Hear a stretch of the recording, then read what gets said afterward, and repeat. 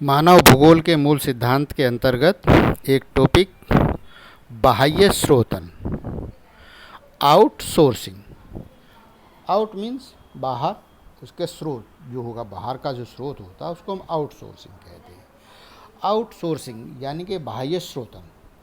बाह्य स्रोतन से अभिप्राय है किसी कार्य का ठेका देना। जैसे आपने देखा होगा कुछ ठेके दिए जाते हैं, तो उसी प्रकार से देश में ठेके देने को बाह्य स्रोतन कहलाता है। बाह्य स्रोतन इसके अंतर्गत व्यापारिक क्रियाकलापों तथा अन्य कार्यों की दक्षता को सुधारने और लागतों को घटाने के लिए किसी बाहरी अभिकरण अथवा एजेंसी को काम सौंपना है। यानी इसमें क्या होता है कि हम जो काम कराते हैं या देश कोई काम कराता है योजना के तहत, वह उसको अपने विभाग के लोगों को न देकर बाहर के लोगों को ठेका दे देता है जो उस काम में एक्सपर्ट होते हैं। तो ये बाह्य स्रोतन कहलाता है। इससे क्या होता है कि उसकी दक्षता में वृद्धि होती है और कार्यकुशलता के कारण जो है उसकी लागत घट जाती है। जैसे मान लिया किसी को जो सड़क का विशेषज्ञ है और सड़क का निर्माण करता है, भवन का निर्माण करने वाला भवन का निर्माण करता है, कंपनियों को लगाने वाला कंपनियों का ठेका लेता है, तो ये ठेके की बात आती है कि इसमें बाह्य स्रोतन क्या होता है। तो बाह्य स्रोतन के क्षेत्र हैं क्या? सूचना प्रौद्योगिकी, मानव संसाधन, ग्राहक सहायता और कॉल सेंटर सेवाएं, विनिर्माण से संबंधित, अभियांत्रिकी से संबंधित, ई लर्निंग से संबंधित, बौद्धिक संपदा, व्यवसाय का अनुसंधान, कानूनी व्यवसाय, बैंकिंग सेक्टर, अन्य और भी हैं। ये कुछ उदाहरण दिए गए हैं जिनमें आउटसोर्सिंग की व्यवस्था चालू है। अब आउटसोर्सिंग है क्या? इसमें जो वो तो हमने पढ़ ही लिया क्या है कि ठेका देना, किसी काम के लिए बाहर की एजेंसी को ठेका दे देना कि आप इस काम को पूरा करें। उनकी अपनी जो होती है उससे लाभ क्या होता है ये देखना है हमें। उससे पहले हम पढ़ लेते हैं इससे लाभान्वित देश कौन कौन से हैं। वैसे तो लगभग पूरा विश्व ही बाह्य स्रोतन से लाभान्वित हो रहा है, किसी न किसी रूप में वह उसका लाभ उठा रहा है। इसमें क्या होता है कि जैसे भारत, चीन, पूर्वी यूरोप के देश, इजराइल, फिलीपींस, कोस्टोरिका, एशियाई देश, अफ्रीकी देश में मुख्यतः बोत्सवाना, तो इस तरह के देशों को इसके बहुत ज़्यादा लाभान्वित हुए हैं वो इसमें आउटसोर्सिंग से, यानी कि बाह्य स्रोतन से। तो अब आते कि इसके लाभ होंगे क्या। हमने ये तो कहा बाह्य स्रोतन है, ठेका देने की एक प्रथा होती है जिसमें वो दक्षता सुधारी जाती है, दक्ष लोग होते हैं, कुशल लोग होते हैं और जो है लागतें घट जाती है। किंतु लाभ हैं क्या इसके? क्यों हम दें? बाह्य स्रोतन के लिए हम क्यों यूज करें? तो इसके लाभ जो होते हैं, एक मुख्य लाभ है इसका कार्य दक्षता में सुधार।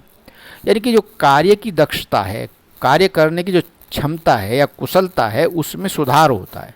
क्यों? एक व्यक्ति जो जिस तरह का कार्य करता है उसी प्रकार का वो हमेशा करता रहता है, इसलिए उसको बहुत स्पीडली भी और उसके गुण दोष का उसको पता लग जाता है कहाँ क्या कमी आएगी।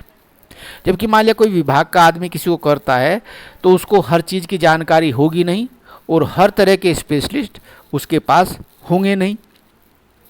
तो इस तरह से वो कार्य की क्षमता बढ़ाते हैं। मजदूरों को देखना पड़ेगा कौन किस तरह का है, हम उसको यूज कर सकते हैं नहीं कर सकते हैं।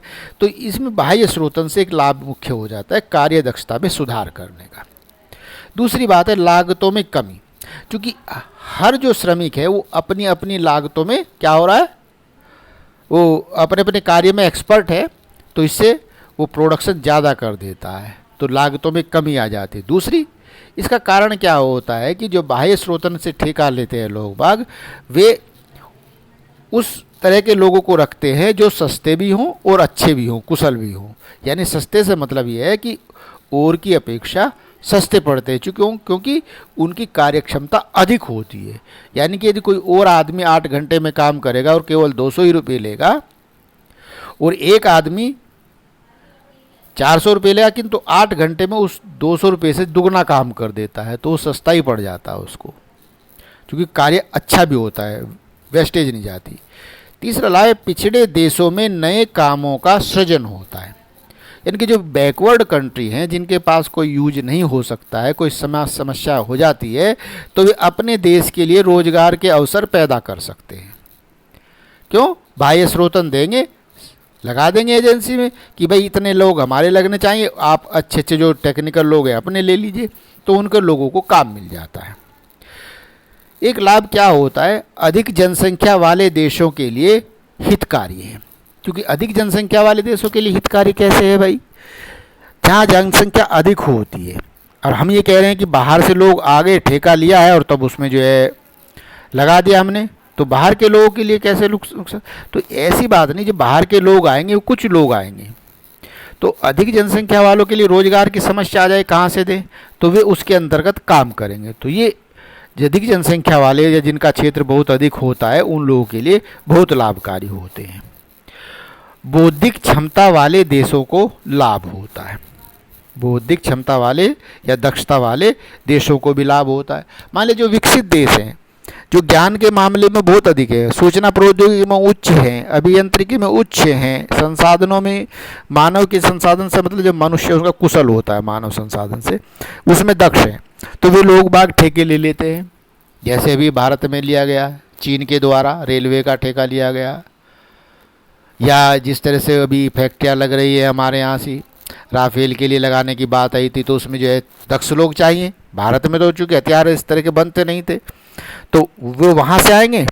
और उसके बाद जो वैसे कम पढ़े लिखे या कम दक्ष लोग जाएंगे, वो भारत से मिल जाएंगे। तो इस तरह के लोग उनको मिल जाते, उनको एक क्षेत्र मिल गया, उनके लोग यहाँ काम करेंगे और उनका पैसा काम आ जाएगा, उनके देश का लाभ मिलेगा, उनके यहाँ पैसा जाएगा। तो बौद्धिक दक्षता वाले देशों को भी लाभ मिल जाता है। और एक मुख्य जो लाभ है अधिक जनसंख्या वाले को, जैसे भारतीय देश है, तो उत्प्रवास में कमी होती है। यानी कि लोग बाग जो रोजगार के लिए इधर उधर भागते हैं, कोई कहीं जा रहा है, कोई कहीं जा रहा है, तो इस तरह का यदि कोई काम होता है तो उनमें उनको रोजगार मिलेगा, अपने क्षेत्र में रोजगार मिलेगा, या अपने देश के अंदर मिलेगा, अपने शहर के आसपास ही मिल जाएगा। और अंतिम जो अच्छी बात आती है, बाह्य स्रोतन रोजगारों का सृजन करता है। कोई देश में कोई टेक्नोलॉजी है ही नहीं, मान लिया किसी काम के लिए, वो उसको कर नहीं सकता क्योंकि उसको ज्ञान नहीं है, तो क्या करे? बैठ जाए, तो विश्व में पिछड़ जाएगा।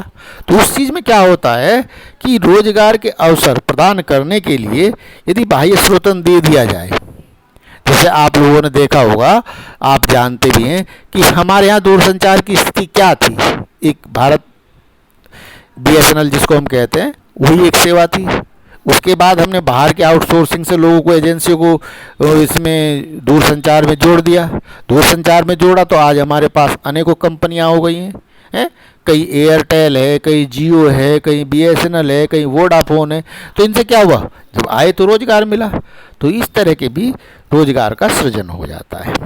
अब इसमें एक वर्ड आता है अपतरण, ऑफशोरिंग। ऑफशोरिंग का मतलब होता है जब बाह्य स्रोतन में कार्य समुद्र पार के स्थानों पर स्थानांतरित कर दिया जाता है, तो इसको अपतरण या ऑफशोरिंग कहा जाता है। यानी कि जैसे भारत है और समुद्र पार, यानी कि अफ्रीका में जाके ठेका ले ले जाए, या अफ्रीका वाले भारत में आके ठेका ले ले, तो ऑफशोरिंग कहलाएगा। इसी तरह से एक शब्द आता है होमशोरिंग। क्या शब्द आता है? होमशोरिंग।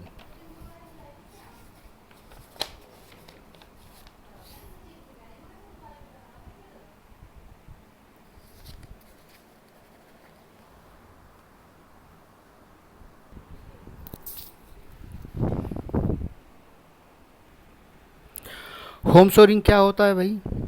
होमशोरिंग में होता है कि जैसे कोई लोग नौकरी करते हैं ना, काम करते हैं, तो उन्हें उस कंपनी में या उस इंस्टीट्यूट में जाना पड़ता है जहाँ पर वो होती है। किंतु होमशोरिंग का अभिप्राय होता है कि वह वहाँ ना जाकर अपने घर पर ही काम करता रहता है। यानी कि वो सब कार्य घर से ही करता रहता है, और वह ऑफिस से या अपने सेंटर से जुड़ा किससे होता है? इंटरनेट के माध्यम से, कॉलिंग के माध्यम से, या व्हाट्सएप के माध्यम से, वेब कॉन्फ्रेंसिंग के माध्यम से, सॉफ्टवेयर आदि के द्वारा वो जुड़े रहते हैं, उसके अंतर्गत वो काम करते रहते हैं। तो इसकी परिभाषा कैसे होगी? इसके अंतर्गत एक कर्मचारी अपने ऑफिस के काम अपनी कंपनी के ऑफिस में न जाकर अपने घर पर रहकर या अपने ऑफिस से ही करता है। अर्थात कर्मचारी को अपने घर पर रहकर ही कार्य करने की स्वतंत्रता होती है। ये होता है होम शोरिंग। इसमें हम डिटेल में नहीं जाएंगे, ऐसे काफ़ी है, ऐसी कोई बात नहीं। इसके लिए काफ़ी इतना ही है कि होम शोरिंग 1 नंबर का क्वेश्चन, और ये कॉम्पिटिटिव एग्जामों के लिए भी आ सकता है। Home shoring, what is the home shoring? Okay, धन्यवाद। तो ये था होम शोरिंग बाह्य स्रोतन का टॉपिक।